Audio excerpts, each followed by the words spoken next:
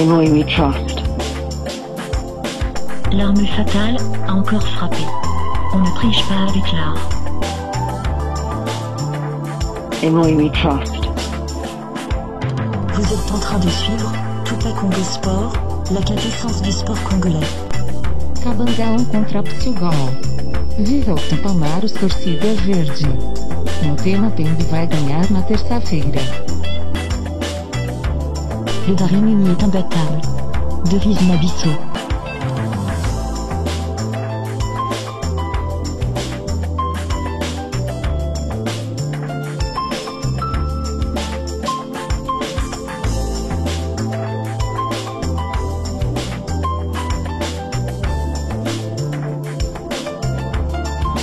Vous pouvez un peu nous rappeler les dernières nouvelles de notre équipe nationale, la question de fixer les esprits avec c'est la grande actualité de l'heure. Voilà, c'est ce que j'ai dit. J'ai dit tout à l'heure, tout au départ, j'ai commencé par une mise au point. Voilà, on va revenir. J'ai commencé par une mise au point par rapport à ce qui est en train d'être déversé sur l'une de vos chaînes consoeurs pour des raisons inavouées, pour des raisons bien sûr d'intoxication. J'ai dit qu'il n'y avait pas lieu de désespérer. L'équipe nationale se trouvait bel et bien au Sultanat d'Oman. Il y a 3 joueurs qui doivent venir de l'Europe, qui doivent arriver. Il y a les 7 joueurs de Mazembe, qui pour des raisons qui leur sont propres et qui ne sont pas des raisons à, comment dirais-je, à imputer à la fédération. Il s'agit des joueurs eux-mêmes. Ce que je dis, vous pouvez le vérifier. Posez la question au président de Mazembe. Il le sait puisque nous en avons parlé. Pour des raisons qui leur sont propres, n'ont pas souhaité se déplacer le 2 comme les autres. Ils ont préféré se déplacer en retard. Et ce retard se fait malheureusement que les compagnies d'aviation ne nous attendent pas. Il se fait que pour le moment, il y a un flux important de passagers vers le Sultanat d'Oman. C'est la période de pointe des vacances. Donc on a pu leur trouver maintenant des disponibilités en continuation à partir du 7, donc de demain. Ils vont quitter le 7 demain pour être demain autour de 1h, 2h du matin au Sultanat d'Oman. Donc ça c'est la mise au point qui était nécessaire à apporter. Contrairement à ce qui est en train d'être déversé de l'autre côté.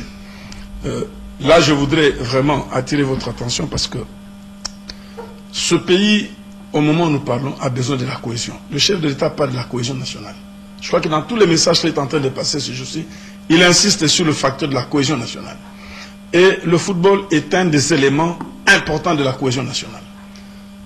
L'équipe nationale est un élément important de la cohésion nationale.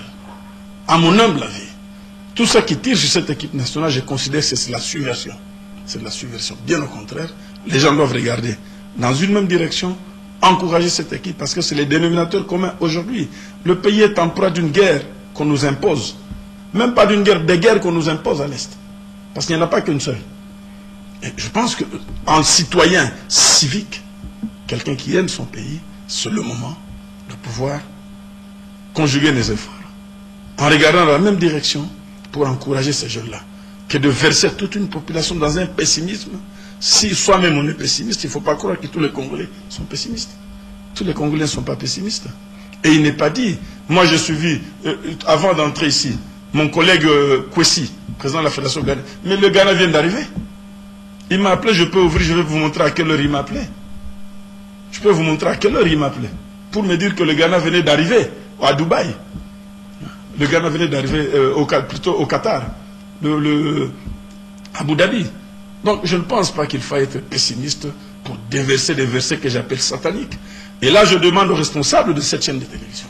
La chaîne nationale c'est une chaîne, pas de désinformation. Je crois que je suis plusieurs fois. Le ministre de l'Information parlait de chaîne de développement. Et il est grand temps qu'on pense développement, qu'à laisser des responsables qui occupent des postes de direction venir déverser n'importe quoi. Et là, nous nous inscrivons en faux. Nous nous inscrivons en faux et nous pensons que ce n'est pas ça le civisme.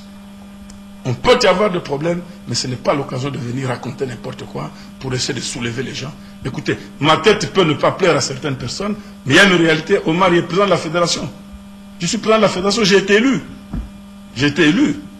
Mais soyez rassurés, des dispositions seront prises. S'il faut consulter, cette fois-ci, contacter le Conseil supérieur de l'audiovisuel, nous le ferons, nous n'hésiterons pas.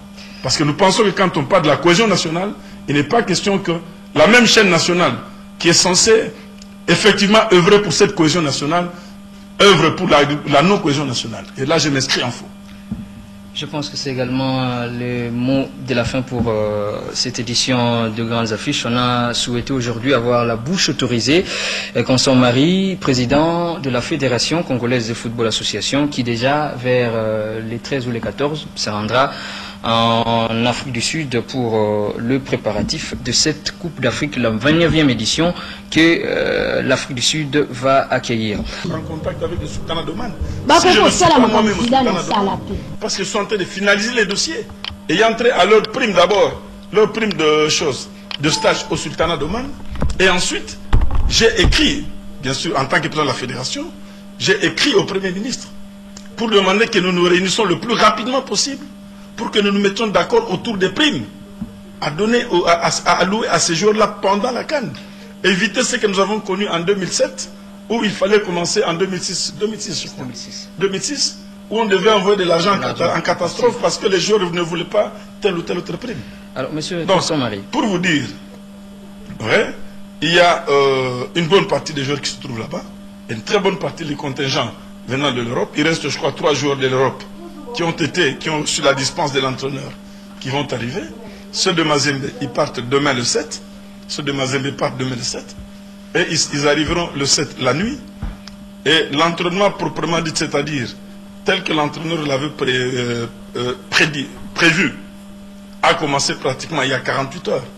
Donc je ne pense pas qu'on puisse être aussi pessimiste et commencer à diffuser d'une manière désordonnée des contre-vérités. Alors, ceux qui sont déjà sur place depuis leur arrivée, qu'est-ce qui se passe exactement là-bas? Vous avez eu quelques informations? Je crois que l'entraîneur essaie de travailler suivant son programme. Moi, je pense que de temps en temps, puisque l'entraîneur est là-bas, c'est à lui de vous rendre compte sur le plan technique. Sur le plan technique, l'équipe est sur place, le staff est là, ils sont en train de faire des travaux. Et je ne pense pas qu'une équipe nationale qui se prépare, nous devons venir chaque matin, venir faire de bruit à la télévision. On se prépare en toute sérénité, en fonction de nos ambitions, en fonction de nos moyens, et nous savons que nous avons des ambitions.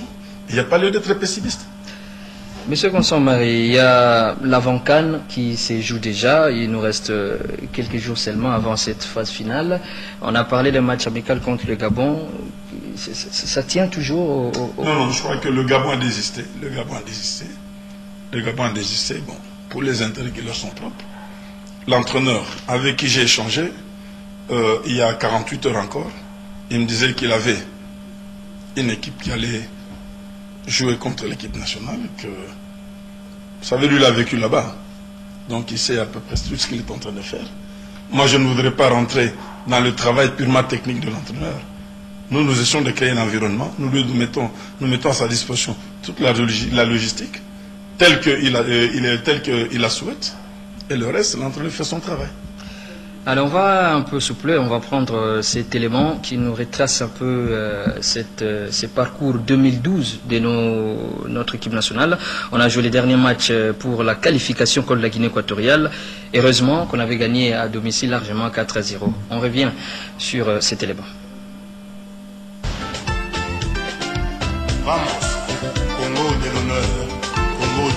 L'année 2012 a été tout à fait particulière pour les équipes nationales de football de la RDC. Chez les messieurs d'abord avec les seniors absents lors des 3 dernières CAN ont enfin arraché leur billet qualificatif à la prochaine Coupe d'Afrique des Nations de football Afrique du Sud 2013 sous la houlette du sélectionneur national, le français Claude Leroy.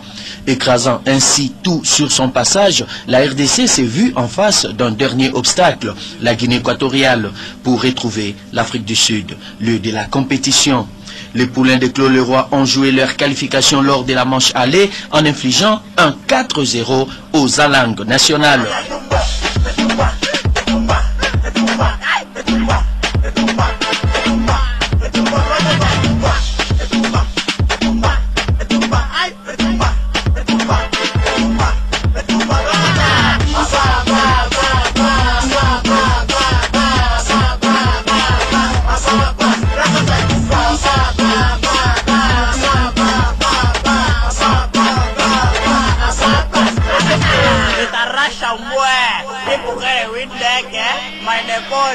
Ça va,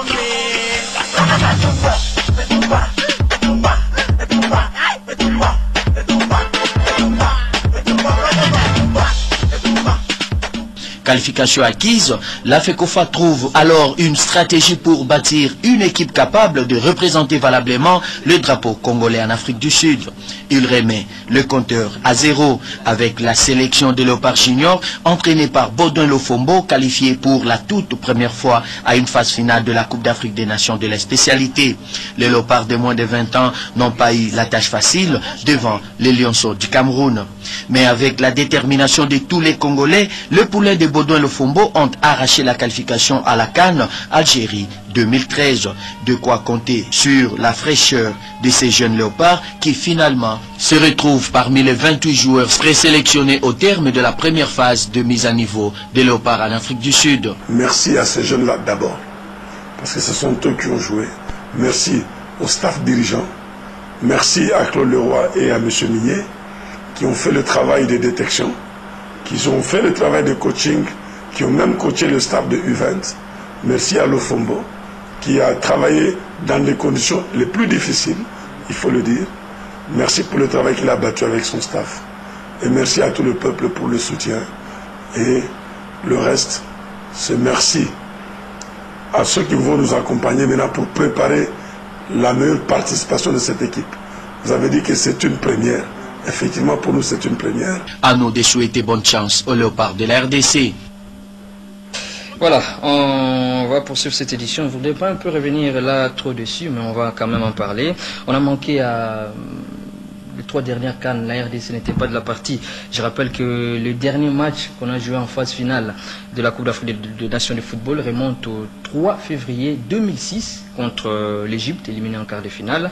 Il y a eu les Dépiré, les Neveu qui sont passés les Nouzaré. Vous avez quand même pu retenir des leçons par rapport à ces 3 ratés? De toutes les façons, il faut ne pas être un homme réfléchi pour ne pas tirer les leçons. Je crois que si Claude Leroy est revenu, c'est la quintessence de leçons qu'on a dû tirer. Donc c'est la réqualification de l'action. Je pense que les leçons ont été tirées et le résultat c'est que l'équipe est qualifiée. Non seulement que ce sont les seniors qui sont qualifiés, même les moins de 20 ans sont qualifiés. Donc je pense que, bon gré mal gré, n'en déplaise à ceux qui pensent que le football congolais ne peut pas se qualifier, l'équipe s'est qualifiée, elle est là, elle se prépare. Alors on va voir ces tableaux, Guélo Popo, les tableaux des 16 répartis en 4 groupes de 4 formations pour cette Coupe d'Afrique des Nations de football. On focalise un peu notre attention sur le groupe qui nous concerne, le groupe B, avec le Ghana, le Mali, le Niger. Vos impressions par rapport à ces 3 adversaires, surtout que nous allons commencer notre tout premier match contre le Ghana. Le Ghana, tout comme le Mali, les 2 équipes étaient demi-finalistes lors de la dernière édition. Mais vous devez savoir qu'il s'agit d'une Coupe d'Afrique des Nations, une phase finale. Donc on ne peut pas se qualifier pour trembler après. Ça signifie que c'est une phase finale. Et en se qualifiant, nous savions que nous allions rencontrer des grandes nations de football en Afrique. L'essentiel, c'est le Ghana. Pour nous, ce n'est pas une surprise ou ce n'est pas la première fois qu'on rencontre le Ghana. Je crois que sur le plan historique, on a eu à jouer plusieurs fois avec le Ghana. C'est un adversaire qui n'est pas facile à manipuler. Le Mali, mêmement, le Niger, on ne sous-estime pas le Niger. Pour nous, tous les adversaires, il faut les prendre au sérieux. L'essentiel, c'est la prestation qui sera la nôtre. Il y a une question qui vient de me tomber à l'esprit. Vous avez évoqué tout à l'heure, vous projetez une réunion avec le Premier ministre pour voir un peu la question des primes, pour ne pas faire un peu beaucoup de bruit autour de cela. Bon, les dossiers les équipements que nos joueurs vont porter sur place en Afrique du Sud, de ce côté-là, les choses sont déjà bien lancées? Non, je pense qu'il faut dire la vérité. Le gouvernement a débloqué les fonds. Il y a un lot important d'équipements qui a été acquis, dont l'équipement qu'ils utilisent déjà pour les entraînements au Sultanat d'Oman. Il y a un lot aussi important d'équipements d'entraînement qui est resté sur place. Maintenant, nous attendons la liste de 23 joueurs pour que les varos le varos qu'ils vont utiliser pour les matchs soit floqué. C'est-à-dire qu'il faut, conformément à la réglementation, il faut inscrire les noms sur chaque vareuse.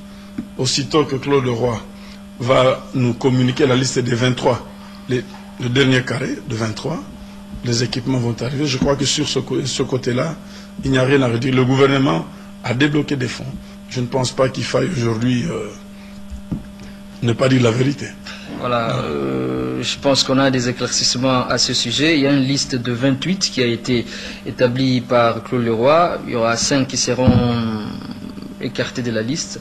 Ça fera au total 23 qui vont batailler pour la RDC pour la Coupe d'Afrique des Nations de football. Alors il y a aussi l'après-CAN. On espère que cette Coupe d'Afrique des Nations de football va bien se passer pour la RDC. L'après-CAN avec les éliminatoires de la Coupe du Monde de football où la RDC a un gros challenge à jouer. Il y a la Libye, la RDC, le Cameroun, le Togo. À ce jour, on a déjà joué 2 matchs contre le Togo. À Kinshasa, on a gagné 2-0. Et les matchs qu'on avait perdus en toute fin de partie contre le Cameroun, 1-0. Il y a 4 rencontres à livrer, sachant qu'il faut impérativement terminer en tête pour jouer la suite de la qualification. La deuxième phase. Exactement. Est-ce que la CAN ne nous fait pas un peu oublier cette grande course qui reste? Non, bien au contraire. Elle nous sert d'abord comme CAN, Coupe d'Afrique des Nations, et ensuite elle nous sert aussi de préparation des éliminatoires de la Coupe du Monde. Donc je crois que c'est bien arrivé, c'est bien à point. Nous avons rencontré des équipes nationales les plus aguerries du moment en Afrique, et au sorti de cette CAN, ça sera la Libye à 2 reprises. Je crois que la CAN nous aura servi à une bonne préparation pour nous.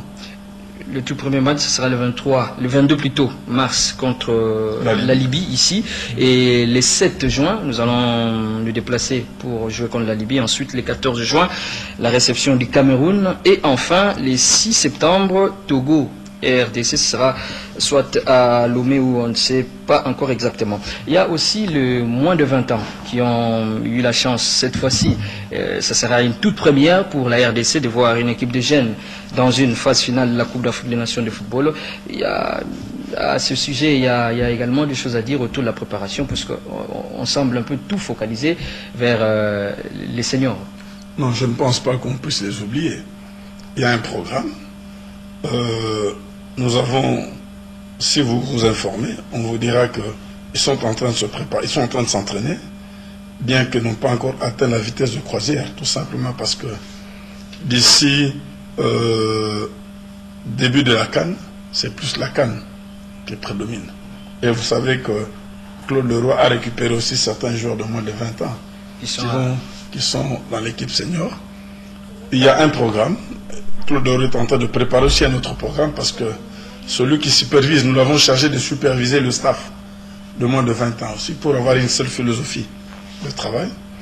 Il nous a promis incessamment de nous transmettre le programme de préparation de moins de 20 ans que nous allons introduire auprès du gouvernement avant de nous déplacer pour l'Afrique du Sud, de sorte que toute la logistique soit disponible avant la fin de la CAN et qu'au sorti de cette CAN-là, au même moment, concomitamment à la présence à la CAN, que cette équipe puisse commencer déjà sa préparation au plus grand sérieux.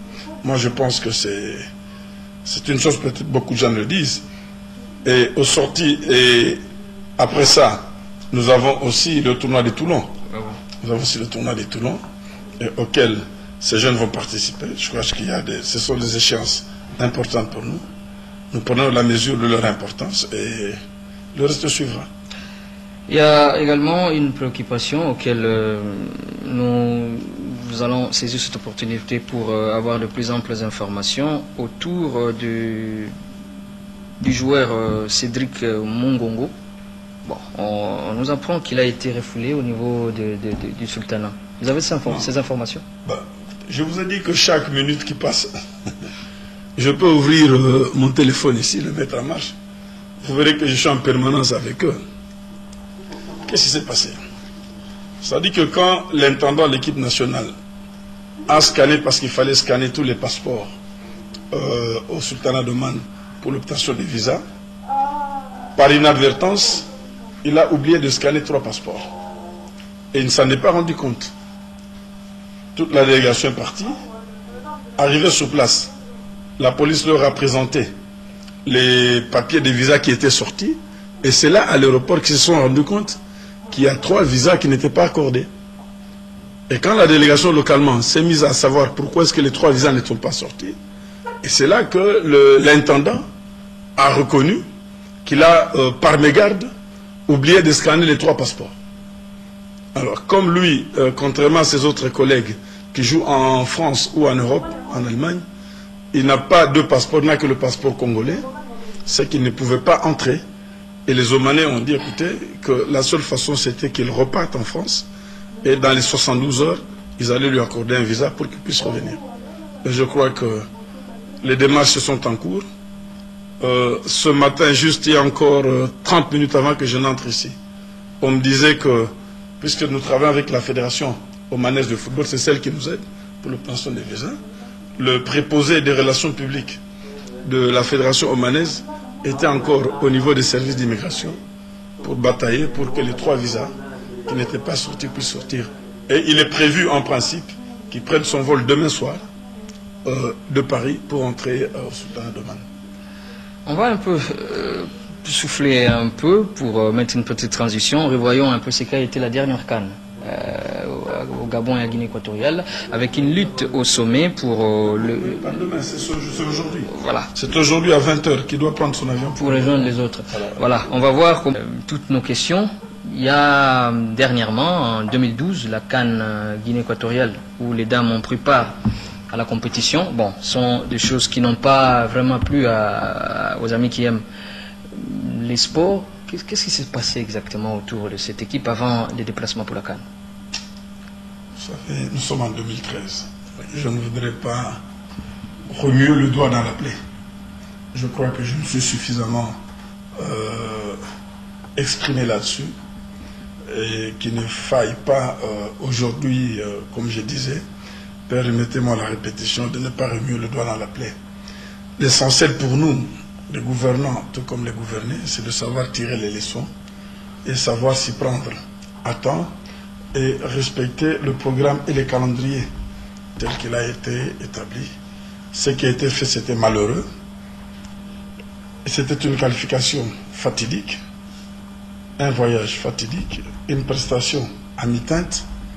Je crois qu'au jour d'aujourd'hui, il faut regarder de l'avant. Je crois que toutes les personnes de bonne volonté doivent avoir tiré les leçons et comprendre que le football féminin existe et c'est une réalité et il faut faire avec. On ne peut pas faire de la discrimination, penser que d'un côté il y a les hommes et de l'autre côté il n'y a rien. Non. C'est pour cela que dans nos discussions avec les décideurs, nous allons intensifier la sensibilisation afin que nos filles, c'est-à-dire le football féminin, soit pris, même si pas au même niveau que le football masculin, mais qu'il soit pris en considération. Parce qu'elles sont congolaises au même titre que nous le sommes. Donc, c'est un sport qui est pratiqué autant par les hommes que par les femmes et qui n'a pas lieu de développer une politique discriminatoire en termes de disponibilisation des moyens ou d'affectation des moyens financiers. Je crois que je ne voudrais pas aujourd'hui, comme je vous ai dit, nous sommes à la veille d'une CAN, nous devons plus tous regarder vers la CAN et que ce qui a été fait, que chacun tire les leçons, de sorte que prochainement, nos filles se présentent dans des conditions idéales de respect de la femme en tant que la maman. Voilà.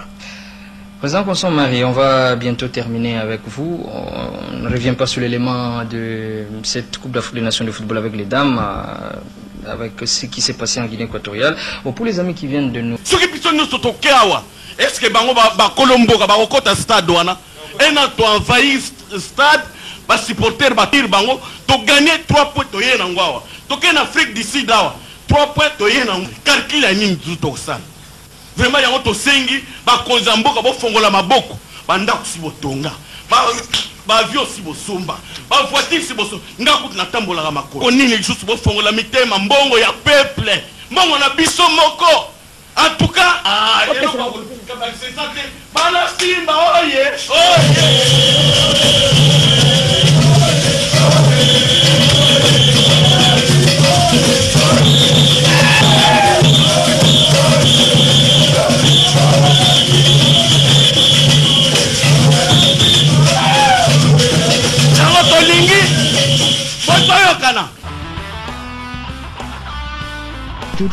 Dodi l'Oxen.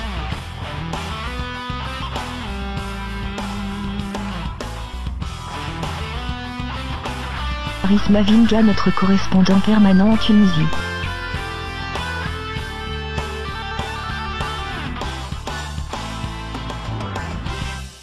Tupac, le Moudjahidine du sport congolais.